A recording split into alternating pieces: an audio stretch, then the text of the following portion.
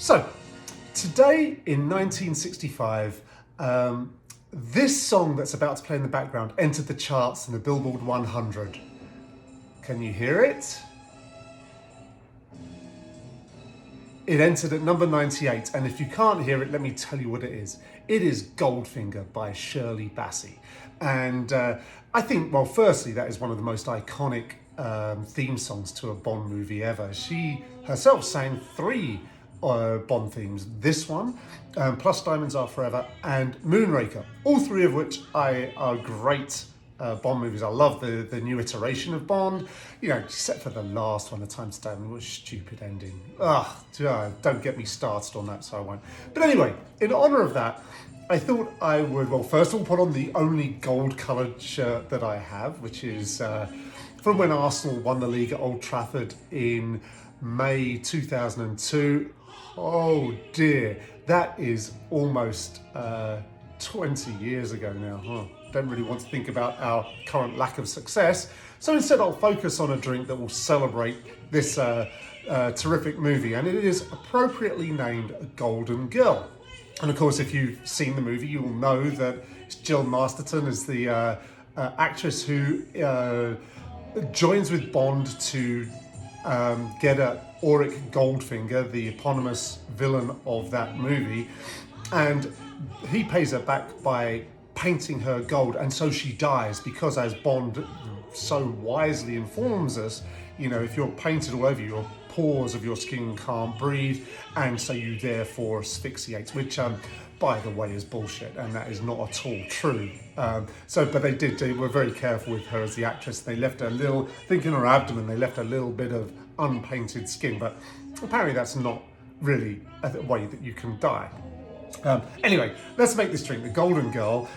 It is a fantastic drink. And also, I mean, I've already mentioned Goldfinger has maybe my favourite quote when Goldfinger replies to Bond when Bond says, "You expect me to talk?" Says, "No, I expect you to die." But there's other ones as well. And my brother's favourite one is when he wakes up, he's been abducted, and he's on top of, or is inside Goldfinger's plane, and he sees a woman in front of him, and he says, "Who are you?" And she says, "Pussy galore." And he says, "I must be dreaming." And by the way, that's ridiculous. He tries to chat her up later, and she says, "No, I'm immune to your charms," or something like that. Because in the book, it's really, really made obvious, and it's stated boldly that she's gay. And I think that that's hinted at in the film as well. So yeah, but Sean Connery, what's he gonna do? Anyway, this is a rum drink, and it's adapted from a recipe from some guy called Don McGough, I'm not sure of his name, but it's in New York. And so the rum that he suggests is the Bacardi Ocho, the 8-year-old Bacardi, golden Bacardi rum, and it's delicious stuff. I don't have any in. So I think my Cruisin' aged dark rum will work. It's still a nice golden colour for a golden drink. I think that'll work, and I'm getting with a slightly modified recipe that Simon Difford came up with, which is 1.25 ounces of rum, and a couple of the other ingredients are changed slightly, but it's still the same drink, and it is still delicious. So first of all, 1.25 ounces of rum. Luckily I've got the right measure in there. 1.25 of that, and then some port. It calls for tawny port, and I've got a bottle of that in, luckily. 1 ounce of that. I'm assuming you could use ruby port just as easily, or white port even. It would be slightly different, but I don't know if could I tell the difference? Maybe, maybe not.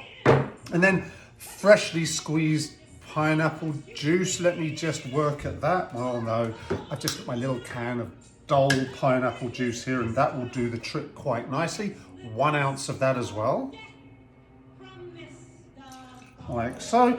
And then we want something to just sweeten a little bit more. The pineapple's already going to make it quite sweet. I've got my rich sugar syrup. That is 2-to-1 sugar to water, as I've mentioned many times before.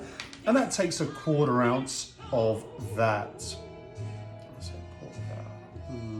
Lovely. And that goes into the shaker, like so. And then here's a slightly dodgy ingredient. Don't do this if you're worried about salmonella. And in fact, I did follow the instruction not to tap it on the side of the shaker, because that's apparently where the salmonella might be. These are farm eggs I've got. This is a little pullet egg, which I think means it's small and from a young chicken, but that looks great. It's certainly nice and fresh.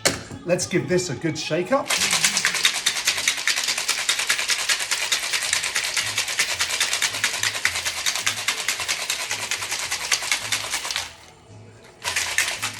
Someone described the texture of this drink as velvet-like, and it is very creamy, very delicious looking. It's more of a brown colour than a gold colour, but you know, I'm okay with that. You just strain this into your chilled cocktail glass. Oh, it is very, very rich looking. This feels very much like a, well, maybe a dessert kind of drink, or maybe an anytime kind of drink. Maybe it's a nighttime drink, but I think this is just right here. It's almost 6 o'clock here in the evening, so maybe this is the perfect time for this drink. And then an interesting garnish on top. We go get an orange, and we're just going to grate some of the orange on top. You know, often I just use a twist and get the oils. I think this will get the oils as well, and it will give that delicious aroma. Let's see what we've got.